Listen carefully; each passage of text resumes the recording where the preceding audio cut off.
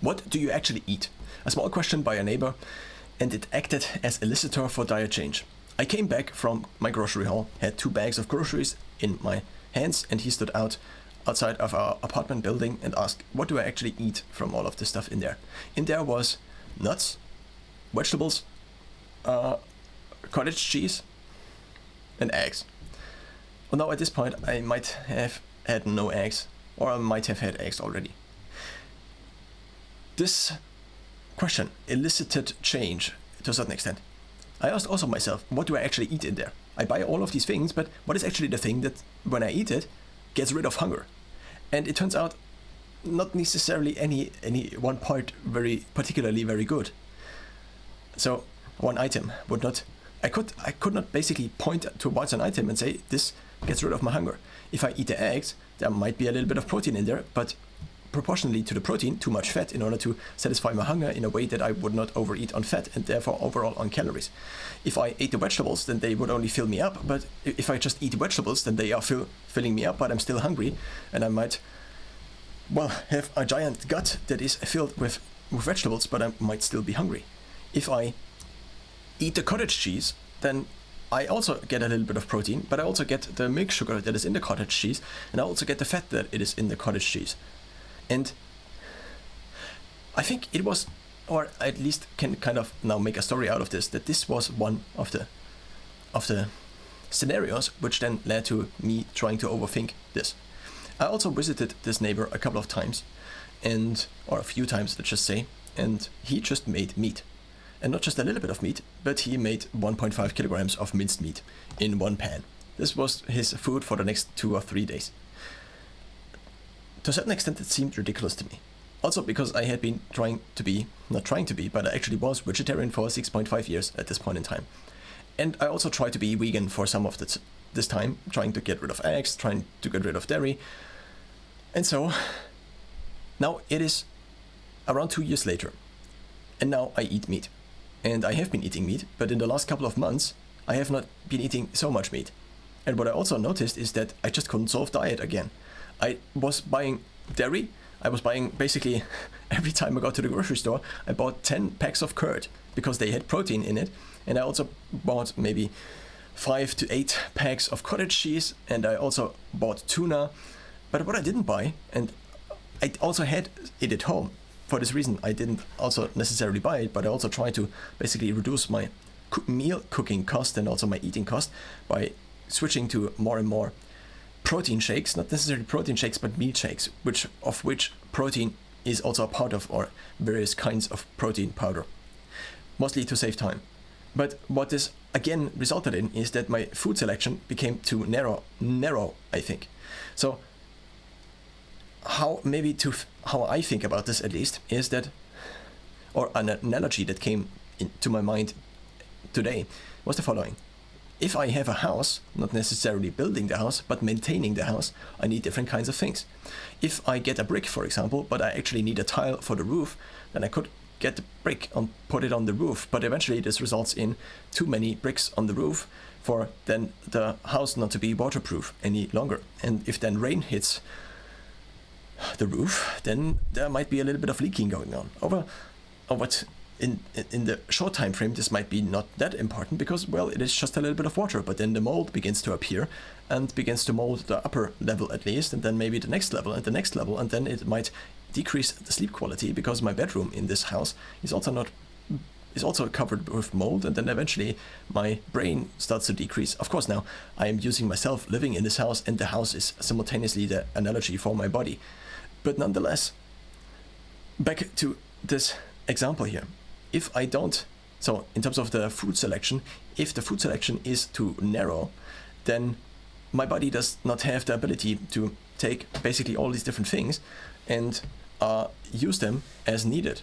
So basically there could be things it needs, but I don't have in my food selection because I can only act on this food selection because of financial constraints, but also because of the constraints of only these foods I deem to be somewhat healthy, because if I venture out into different foods, like I did for 6 months in the last year, basically, in the last revolving year, not the last calendar year, and I then went into making pancakes again with dinkel, Then this resulted in over months, de-optimized body composition, which I still am trying to get back to, but I also have been trying to get back to my kind of 5-year or 6-year or 7 or 8 year ago body composition for now a couple of years, at least in terms of the fat percentage.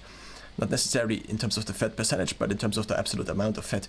I've been trying to reduce this, or seem to be unable to reduce this to a level which I already know that I was able to hold, and which also felt a little bit better compared to now. Now, if the food selection on the other hand is too wide, especially in theory, a wide food selection would have only additional benefits. So there often is mentioned that you should eat this many vegetables in a given week, like it's not 3,700, but maybe like 40 or something like this in terms of the number. Now, the problem with food selection that is too wide, in my experience, is that I then venture out into foods that are actually not contributing per unit of calorie to my health, basically. So I only have a narrow food selection, which is a simplifying algorithm, one could say. I only buy these foods. If I then have 3 times as many foods, then I obviously also need to manage the stock of these foods in my home. Now, back to this event. I basically started to eat meat then. In the couple of next, I first tried it. I first tried meat replacement products, and then I bought these, and I was like hopeful that these would resolve some issues I had, and I actually began to somewhat crave meat to a certain extent, even though I hadn't really in the last couple of years, but also maybe because I was exposed to the Neighbour cooking. I don't know exactly, but I first of all bought these replacements, and then I bought them hopefully only for so many rules I in the past made up to turn out to be again something that I should have implemented. I should have paid attention, because I bought these with the goodwill, but with the thinking that somebody has thought about this, and so on and so forth. And I bought them, and it turns out to be 11 grams of sugar per 100 grams, and I had made up the rule that I should not eat any foods with added sugar. I also had made up the rule to, not eat meat, which turned out to be a rule I had to overthrow. Nonetheless, there were like 20 grams of fat in this, or 30 grams of fat in the protein count of this fake meat. It was like, I don't know, 20 or something like this. I mean, which is also, I can't remember exactly. I just remember that overall there were too many things in there where I just said, and it also was packaged, like there was this outer layer and there was this inner layer, and it was just a lot of packaging waste. And the actual amount what is in there was basically kind of minuscule or small. I don't know if minuscule is the right word.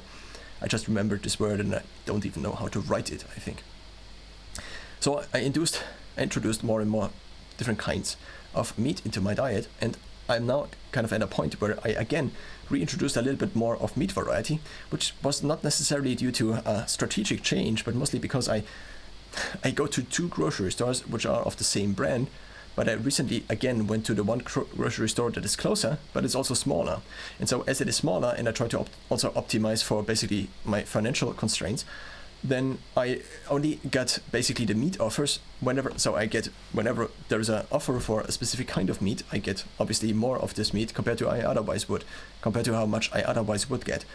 And so because the selection, not the selection, but the overall volume of meat there is smaller, I then only got this kind of food, this kind of meat in this case, and this kind of meat. And I couldn't basically batch purchase more of the same kind of meat, which would allow me to then overall have a bigger selection, because I don't buy meat if it is not that reduced. And there seems to be always a discount running, so I usually just, out of all the different meats I intend to buy, I just usually buy them whenever they are discounted, which over time seems to be then reducing my grocery cost, or at least that's the intent. But since I did go to the smaller grocery store and they had a smaller selection compared to the big one, which needs to have more meat in stock, I therefore had to basically adapt the strategy, which meant that I would just buy the things that were always in stock at a reasonable price, or at the same price, a constant price, which were curd and cottage cheese, and I also got into milk because I had something else popping up, and so I tried to again branch out into more kind of nutritional products, or food, one could also say. But this eventually again led me towards, it basically exposed me again to incentives that are not aligned with my health. Like, yeah, well, that is maybe kind of the conclusion. So this one instance of what is actually in there that you get satiated on, as I interpreted this question, it is still something that I ask myself today. And also in the last couple of weeks, it was like, if I now am hungry, what do I actually eat? Is it, and I had this problem that, and I still have this problem, if I consume too much dairy, then it seems to be that the milk sugar causes some problem where my body heats up too much. I also have the heating up problem for other reasons. Maybe it's a high protein amount that my body doesn't necessarily need. Maybe it's the wrong protein. Maybe it's not that bioavailable. Maybe I'm over consuming on calories on total. But then the question is, how would I try to optimize this scenario? But if I'm hungry and I'm not just bored and I want to eat food, but if I'm actually hungry and it's like, oh, I need to eat right now, then it seems to be the case that if I then have meat, then this seems to resolve the hunger the best. I also often have eggs, and sometimes, for example, a couple of hours ago, my body, after eating, still said basically, I want to eat this specific kind of food. It actually requested specifically eggs. At this point in time, I think I have kind of a listening, or I developed the skill of listening to my intuition, not intuition, but to my hunger need, as it drives me basically toward the selected foods I have kind of trained my brain on. So my brain, I think, to a certain extent knows what nutrients are in a food, and so if I have the same food and I present my body with the same food again, it kind of over time makes this association and then requests kind of these different kinds of foods from me, which I then also use in order to decide which kind of meat I eat and make in the last couple of days or next couple of days. But of course, then it might also change over time. And if you eat this meat, then it seems to be the case that the body then ventures out and wants these other kinds of meats, or wants then eggs, or wants then cottage cheese. I often have kind of just a specific thought, okay, now I would like to eat some cottage cheese. Then I eat cottage cheese up to the point where my body no longer requests this. And if I'm still hungry, then I kind of ask again. It's not that my body says, okay, I want this. It is just that it kind of plays this picture, this idea of cottage cheese or eggs into my mind. And so I also did have this less actually with the narrower food and also vegetarian food selection. But if I again ask myself, okay, I have these 2 grocery bags, what is in there that actually satiates my hunger? I think the answer in this case is meat, even though there is still this ethical responsibility, which also might be part of the reason why I again ventured into so many other foods in the last couple of months, which resulted in again me just not being able to perform mentally as well after eating, and maybe even be taken out for minutes to hours, and also having an increased body temperature, which is not something I intended to do, which is something that just again accumulated, and I did not necessarily realize why until I again yesterday just went into buying other kinds of meat, and then this seemed to partially at least resolve the issue.